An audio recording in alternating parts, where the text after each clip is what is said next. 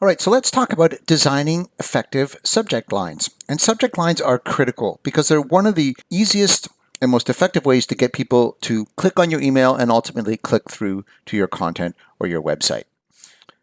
So a lot of people think that a creative copy approach is going to be best, and it can be effective, but it can also backfire, particularly if your subject lines become a little bit too clever so that the actual content of your email gets lost in the message. And people may become annoyed, especially if a subject line is inconsistent with the content itself. And you'll break trust. People may feel like they've been scammed or tricked into opening up your email.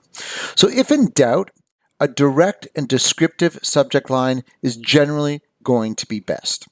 Simply tell people what the email is about and avoid too many hype or spammy words.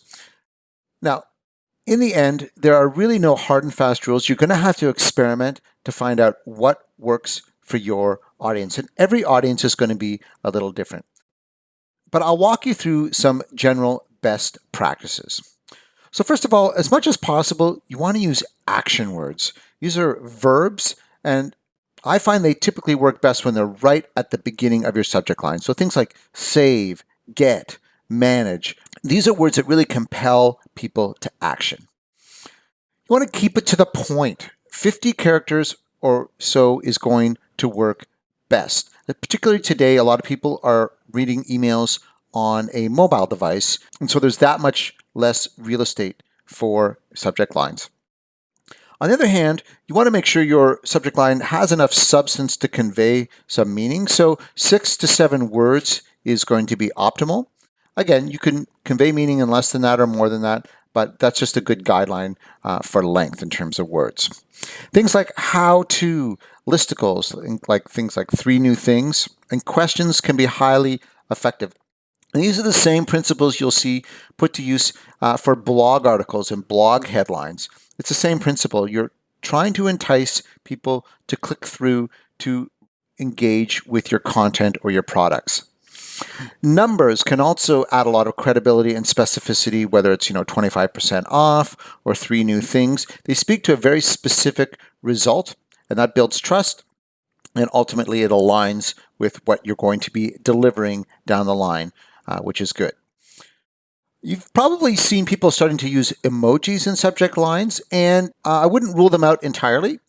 They can be effective if used properly and sparingly. They can look spammy if they're used too much, and so you want to use them in maybe cute and clever ways, but again, tread carefully when using emojis.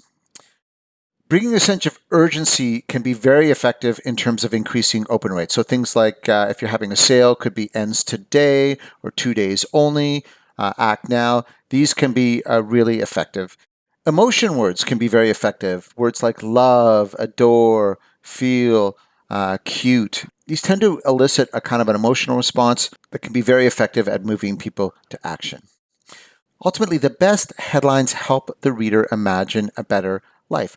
They're about transformation. Now, this may seem like a stretch at first, but think about how your products are going to impact someone, how they're going to make their life better, how they're going to allow them to do things perhaps that they couldn't before. And that's where you want to focus your energy in creating a subject line that really conveys that transformation that your product or your offer is going to deliver. Okay, so let's look at creating some subject lines in real life. So we'll go back to some of the campaigns that we've already created here. So in the Campaigns tab, let's scroll down. Let's start with our new product launch email, which is still in draft mode. And we will click on the Add Subject button here. So you'll notice right underneath the subject line field is how do I write a good subject line? So this is a free tool that MailChimp provides. It's called the Subject Line Researcher. And how it works is you can enter short terms related to your subject line. So in this case, we're talking about unicorns, or lucky unicorns in this case. That is a fairly obscure term. However, how we frame that product may have an impact on our open rates.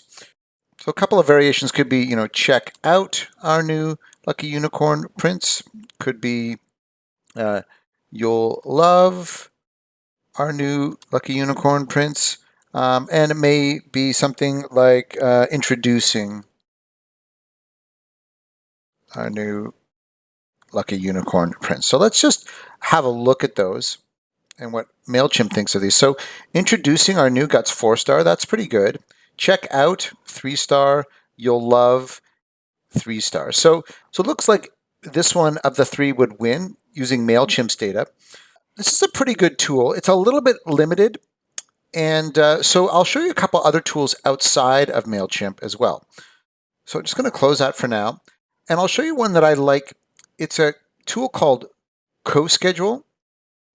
It's actually a blogging tool that I've used, but you can also use the same principles that you apply to writing headlines to writing subject lines. Really, the same goal is the same. So let's take the feedback we got from MailChimp and we'll type in introducing new unicorn prints. We'll analyze that one. So what I like about this tool is it looks at a whole lot of different factors and it gives you some things to think about as you're crafting subject lines. So it talks about common words, uncommon words, emotional words, and power words. And so it gets you thinking about your headlines in a whole different context. Looks at the number of characters, number of words, and also gives you some other feedback. So this one is looking pretty average. So let's take a slightly different approach. We know that questions are often good. Let's try it. Love unicorns, introducing our new prints today. So we'll add a little urgency to it. We have the new word here. We'll analyze that. So that's significantly better. We've got a score of 63. We have some uncommon words now. New, emotional, introducing, love is a power word. We've got a question in there, which we know is good. So we can keep trying to up our score here. This is a fun tool, but it can become a bit of a distraction, I find. You're just almost like it becomes a bit of gamified, the whole thing. So we'll try implementing some of the feedback they give in terms of new and power words here.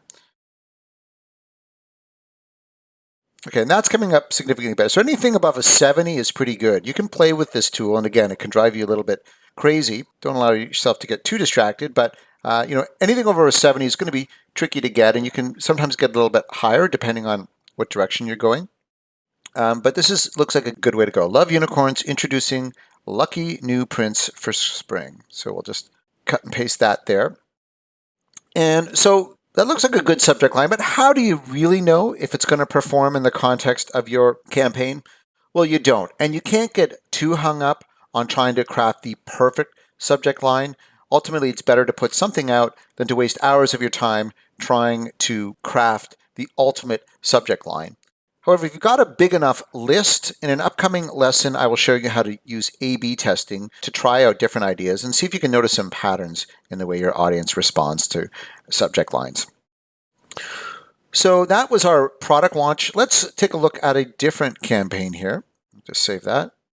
And we'll go back to our campaigns. Let's try a sale campaign now. So we had our Mother's Day bundles campaign. Again, we'll click on the subject line here.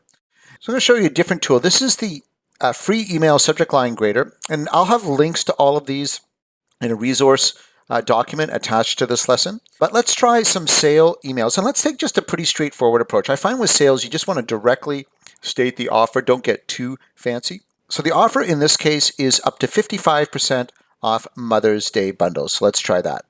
Great, 97%. So that's a good subject line. It's got some numbers in it. It's short. It's a good length. We got a character and word count that are quite low. We could say today only up to 50%.